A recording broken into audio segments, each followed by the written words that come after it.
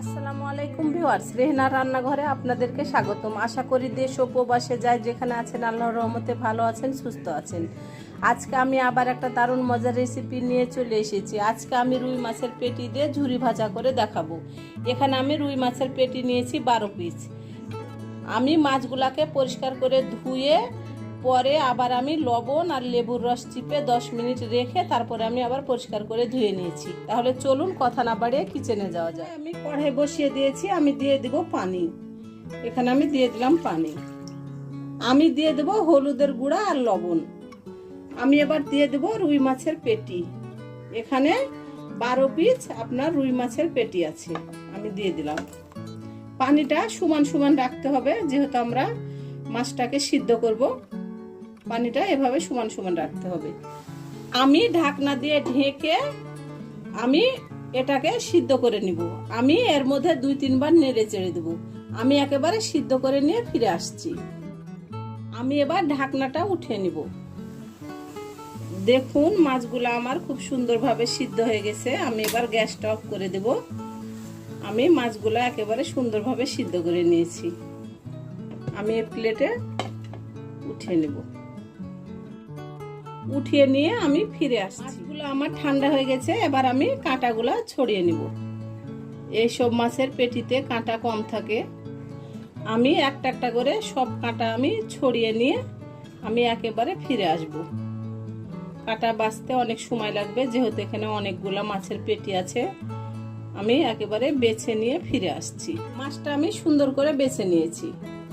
এবার আমি মাছটাকে আমি এক সাইডে রেখে দেব। গ্যাসটা আমি অন করে দিয়েছি। আমি দিয়ে দেব তেল। আমি এখানে দিয়ে দেব সরিষার তেল 1 কাপ। আমি রুই মাছের ঝুরা ভাজিটা আমি সরিষার তেল দিয়ে করব। আমি এবার দিয়ে দেব পেঁয়াজ কুচি। এখানে আমি 1 কাপ পেঁয়াজ কুচি দিয়ে দিলাম। তবে আপনারা চাইলে পেঁয়াজটা বাড়িয়ে কমিয়ে নিতে পারবেন। আমি একটু পেঁয়াজটা বেশি দিলাম। আমি এবার পেঁয়াজটাকে ব্রাউন কালার করে ভেজে নিয়ে একেবারে ফিরে আসছি। পেঁয়াজটা আমার ব্রাউন কালার হয়ে গেছে, যেহেতু এটা সরিষার তেল সেজন্য বোঝা যাচ্ছে না, কিন্তু পেঁয়াজটা আমার ব্রাউন কালার হয়ে গেছে। আমি এবার দিয়ে দেব স্বাদ অনুযায়ী লবণ। আমরা যেহেতু মাছ সিদ্ধ করার সময় লবণ ব্যবহার করেছিলাম, সেজন্য আমাদেরকে লবণটা অবশ্যই জেনে বুঝে দিতে হবে। আমি দিয়ে দেব 1/2 চামচ আদা বাটা, 1/2 চামচ রসুন বাটা।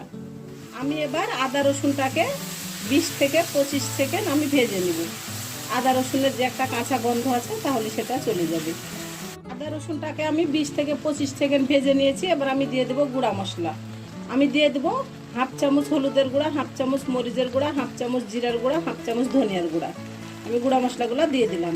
আমি এবার দিয়ে দেব অল্প করে পানি, গুঁড়া মশলাগুলো যেন পুড়ে না যায়।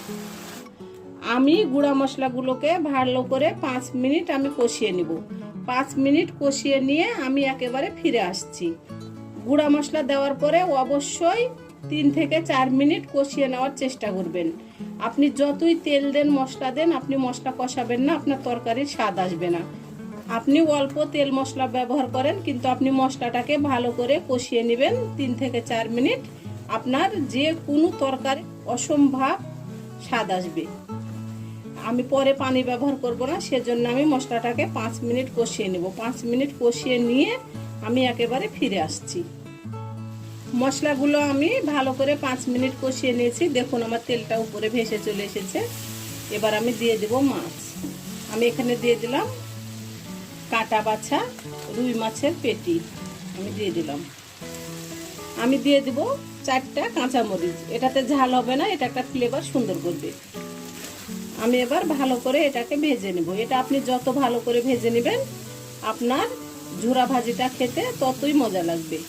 আমি ভালো করে ভেজে নিয়ে একেবারে ফিরে আসছি। আমি এবার গ্যাসটা অফ করে দেব।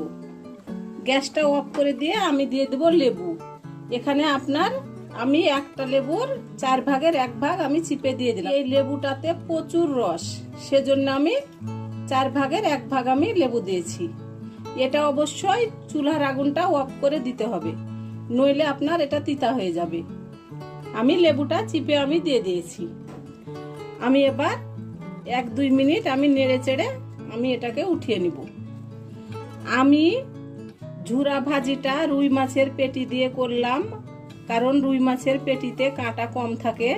তবে আপনারা চাইলে রুই, মিরকা, কাতল, সিলভার কাপ যে কোনো মাছের পেটি দিয়ে করতে পারেন এই ঝুরা ভাজিটা। এই ঝুরা ভাজিটা খেতে অসম্ভব মজা। এরকম যদি একটা ঝুরা ভাজি থাকে গরম ভাতের সঙ্গে, তাহলে আর অন্য কোনো তরকারি লাগবে না। এক প্লেট ভাত আপনার নিমেষে খাওয়া হয়ে যাবে। আমার রেসিপিগুলা যদি ভালো লাগে তাহলে আমার ভিডিওগুলা দেখার অনুরোধ রইল। যদি ফেসবুক থেকে দেখেন তাহলে অবশ্যই একটা ফলো দিয়ে দিন, ইউটিউব থেকে দেখলে একটা সাবস্ক্রাইব করার অনুরোধ রইল। হাতে যদি সময় থাকে লাইক, শেয়ার, কমেন্ট করে দিয়েন। আপনাদের একটা শেয়ারে আমি অনেক দূরে এগিয়ে যেতে পারবো। আমি উঠিয়ে নিয়ে আপনাদেরকে আমি পরিবেশন করে দেখাচ্ছি। আমার পরিবেশন করা, আশা করি আমার রেসিপিটা অবশ্যই ভালো লাগবে। যদি ভালো লাগে তাহলে আমার চ্যানেলটিতে লাইক, কমেন্ট, শেয়ার করতে ভুলবেন না। বেশি বেশি করে সাবস্ক্রাইব করার অনুরোধ রইল। তাহলে আজকের মতো এখানে বিদায়। আবার অন্য কোনো রেসিপি নিয়ে আসবো। সবাই ভালো থাকবেন। আল্লাহ হাফেজ।